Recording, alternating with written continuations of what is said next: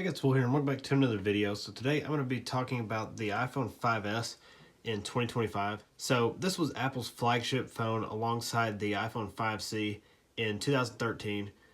This phone was available in space gray, gold, and silver, and the storage capacities were, I believe, 16 gigs, 32 gigs, and 64 gigs.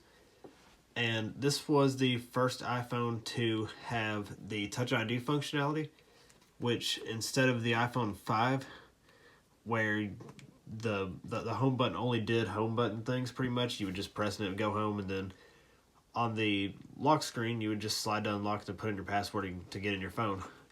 Well, with the 5S, Touch ID allowed you to just simply rest your thumb on the sensor and it would unlock your phone. So you would just press it and then hold your thumb there and it would pretty much unlock the phone.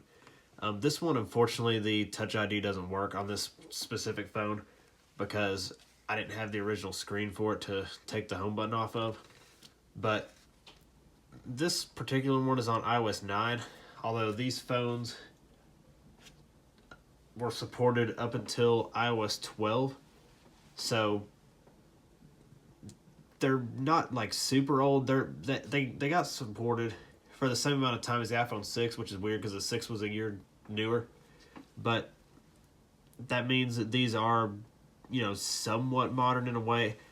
Personally, I wouldn't use one of these today unless I just had to, because there's a lot of phones that you can get for not much more the price of this. Even iPhones, like you can get, for iPhones, you aren't going to get anything like super modern looking, but you can get like an SE 2020 for about the same price. You'll find one of these in good condition with a good battery. SEs, I think, run around like $50 to $100. These iPhones, one in good condition, like this one, without an iCloud account and on iOS 12 would go for like $40, I'd say. So you aren't paying much more for a SE, but you're getting a lot more. And you could even get a first gen SE, which is this same exact body, the same exact phone. It just has a little SE badge and it's got the chip out of an iPhone 6S. You could get one of those and it's a little bit more modern, but still it's not supported. So I would recommend getting a SE 2020 or SE second gen, whatever you want to call it. But I think this is one of Apple's better phone designs. I just really like how it looks with the metal housing and then the glass pieces at the top and bottom.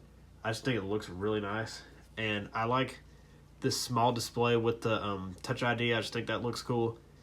And it's a pretty comfortable phone to hold. It's not like too small where you can't use anything. That's how the like 4S, stuff like that felt to me. It's almost too small to use anything. I think back when they were new it was probably fine, but nowadays it just feels a little outdated to have a small screen. Even this one's a little small. But that's all I have to say. So hope you enjoyed. If you please smash that like button. Consider subscribing for more tech videos every Monday. And I will see you all next time. Bye.